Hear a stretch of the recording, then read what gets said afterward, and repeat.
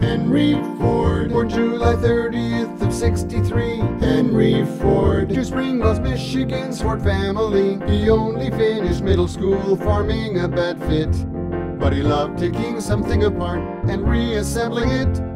At 16 worked as a machinist, then back to the farm he'd go.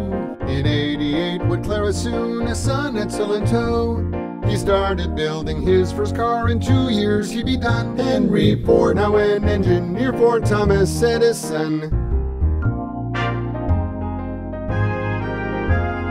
Henry Ford, he founded the Ford Motor Company. Henry Ford, by '08 introduced the Model T, began the 5-day work week and paid his workers well. Developed the assembly line, passed the head to its cell. By '27, 15 million Model Ts were made, but GM rose to compete with Ford's automotive trade. Expanded to build airplanes, the Ford Tri-Motor was one. Henry Ford, 43, had so passed the boss, now his son. Henry Ford had been a driving force behind the scenes. Henry Ford, but strokes left him disabled by all means. On April 7th, '47, Henry Ford died. His legacy, mobility of Americans far and wide.